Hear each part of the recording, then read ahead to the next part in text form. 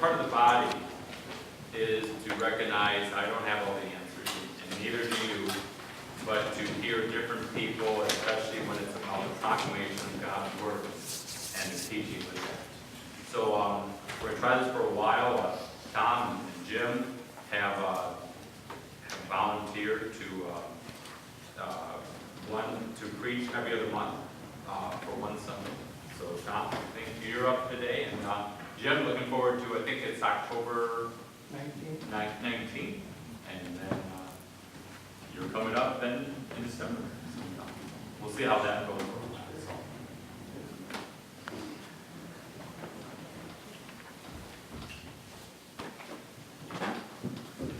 Good morning. Last time that I was here, we had a whole bunch of scriptures that we used, and today it's just one. And it's Psalm 37, verse 4.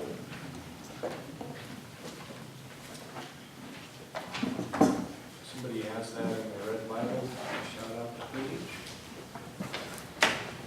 Psalms, I always say, it's easy to find. You pretty much take the Bible and split it in half, and you're probably going to be this. What page?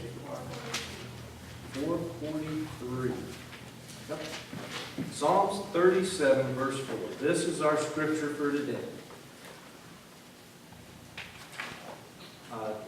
Your Red Pew Bible says, "Take delight in the Lord, and He will give you the desires of your heart." Other verses might say, "Delight yourself in the Lord, and He'll give you the desires of your heart." Most translations are pretty similar. Now, today's message comes from been thinking about our oldest son, Josh. Right now, he's struggling to make some decisions about his future. Is he going to transfer to a new college? Is he going to get a job and go into the workforce? What will be the next chapter for his life? What does he want for his future? These are tough decisions, and thinking about his dilemma eventually led me to today's passage. Delight yourself in the Lord, and He'll give you the desires of your heart. Like I said, the translations vary from one to another, and they're a little bit different, but it's about 15 or 16 words. It's a short passage. It's easy to remember. But as simple as it is, this passage is very deep. It has multiple meanings. For the first time this week, I began to see this scripture in a new and exciting way, and it changes everything. Delight yourself in the Lord, and He'll give you the desires of your heart. So what are the desires of your heart? How many of us truly know what we want? Now, more than a few of you are probably thinking, I want this guy to hurry up and finish so we can go eat. And I get that. But that's not what I'm talking about. I'm not talking about wanting enough money to pay your bills, wanting our family to be happy and healthy. Everybody wants those things. These are kind of basic to human nature. I'm talking about what you really want. The desires of your heart. Your dreams, your hopes, your aspirations, your passions. These types of desires have the ability to determine who we are as people. Now hold on to that thought. It's key to what we're getting at today. We're going to talk more about that later. These types of desires have the ability to affect who we are and how we act. Hang on to that. There is a surprising truth, and that's that so few of us really know what we truly want. It's hard to know that. Right, Josh? But it's because our desires have this ability to impact who we are that we need to dig into this question and find the answer. It's important. There's a lot of things in this world that you and I can desire. Some of them are good, some are bad, some are neither, and some things are a little bit of both. Today I'd like to share with you a couple of examples. One of the first times that I can remember in my life that I truly desired something was when I was in middle school, about 14 years old. I grew up with a stepdad who was a car guy, and he passed that love on to me. And I decided that the perfect car, the greatest vehicles ever assembled, was one of those first generation Camaros. They only made these cars for 3 years. And to my mind, they're just about as perfect a car as you can get. And at 14 years old, I would go through the car magazines and I would cut out a picture of this car that I just thought, this is it. This is perfect. This is 30 years ago. I still have that picture. I'll show it to you.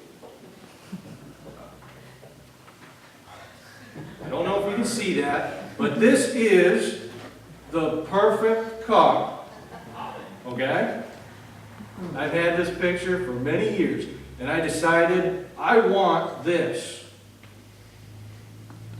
The only problem was I was 14 years old, and I was too dumb to know that this is a collectible classic muscle car. Probably not something a 14-year-old kid really needs.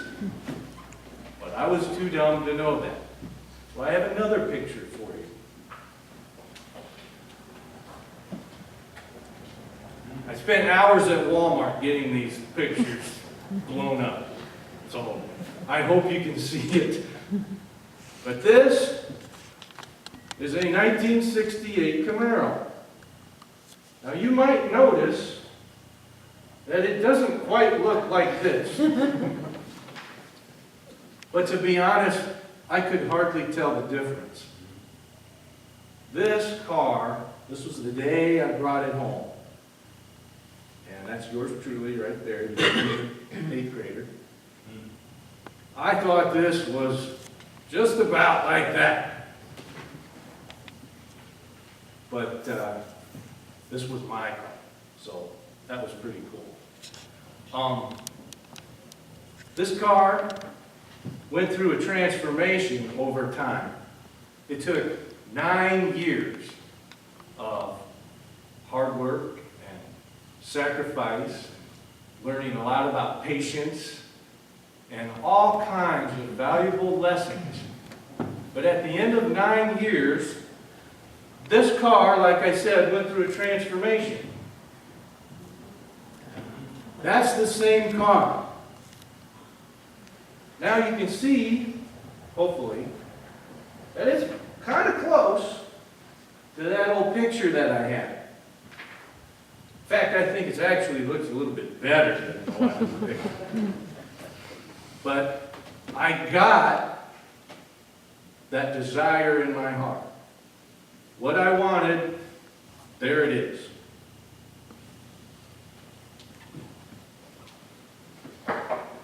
We'll come back to that.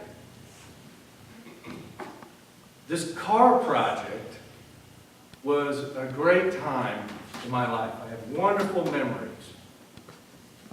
But in the end, it's still just a car.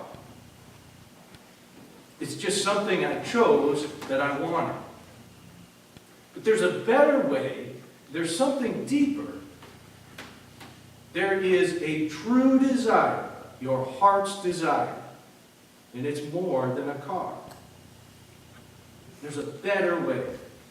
The Bible tells the story of Moses in the book of Exodus. Moses was born to Hebrew slaves, but he was raised in Pharaoh's household as a prince of Egypt. Later, he gave up this life of comfort, riches, and security because his heart's desire was to see the Israelites set free from bondage and taken to the land promised to Abraham's descendants. Now, earlier we mentioned that our heart's desire can have the power to influence our behavior and affect who we are as people. Moses is a prime example. Because of his heart's desire, he defended a slave and lost his place in Pharaoh's household. He was exiled. And many years later, God sent him to lead his people out of Egypt. He spent 40 years wandering the desert, and he spent the rest of his life in service to God and to Israel. Moses lived his life following the true desire of his heart. And this is the beautiful picture of what happens when what a person truly wants is in perfect harmony with God's will for his life. That is the story of Moses' life. That's the most satisfying, fulfilling kind of life a Christian can lead. I think that's what Josh is looking for, what we're all looking for. So how do you and I get to this place that Moses did? How do we get there to this place where our heart's desire is in perfect harmony with God's will for our life? What's the path to that place? Well, to get there, we have to understand a few things first.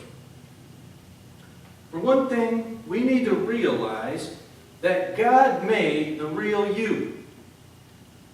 You might like chocolate and hate vanilla. You can't help it. You can't decide, I'm going to start hating chocolate and liking vanilla. You like what you like because that's the way you're made. I've shared with you before, I don't like lima beans. My wife loves them. She's always telling me how good they are for me. I don't care. They're nasty. I put them in my mouth and I'm just like, ah! Why would anyone eat these? I can't help it. It's the way God made me. And she gobbles them up like they're ice cream. It's just the way God made us. The other thing we have to understand is even though God made the real you, the world tries to cover the real you up. Tries to hide that person that God made. This happens by putting layers upon layers over top of that person.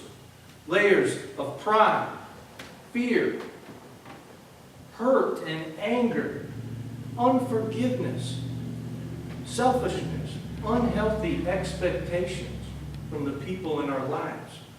All these things put another layer on top of the real you that God made, and hides that person. Okay, to illustrate what I'm talking about, I'm going to play a movie clip for you. This movie, you might have seen it, it's The Notebook. Okay, I'm going to show you about a minute clip. I wish I could show you the whole scene. The movie's rated PG-13, pretty much because of this scene. There's a young couple in there in an argument. So I'm going to show you the PG part of the scene. I'll set it up for you as we're getting to the right spot.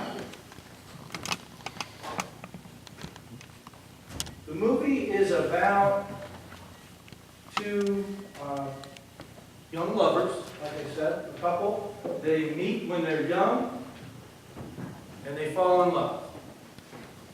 Nothing special there, but this is in the early 40s. Two couples, the guy is named Noah, and the girl is Abby. Now, they are separated when Noah gets sent off to war.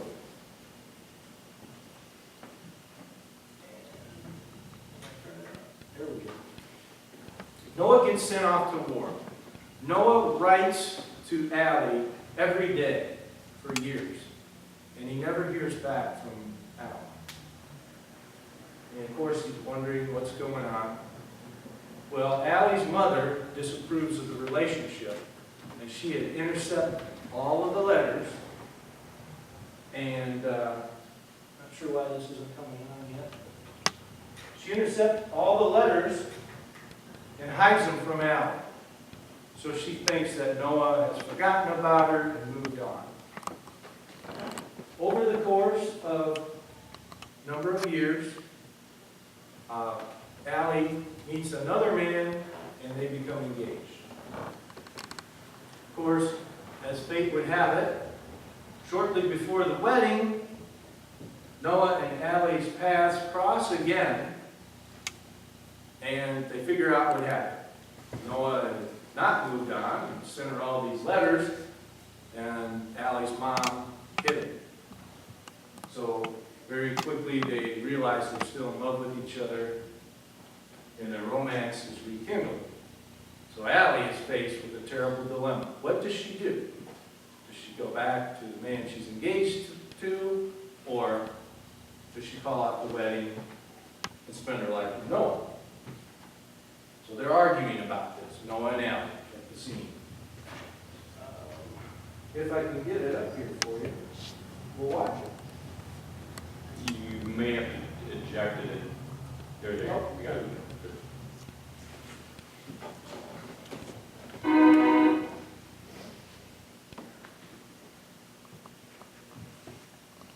I'll cue it up to the right spot. And you can see where you go. Here they are, they're arguing. Well, not yet. They're up.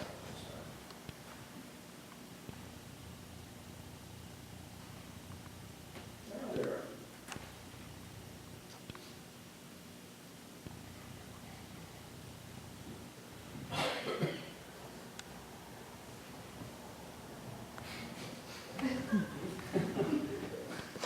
Shoot. So you know.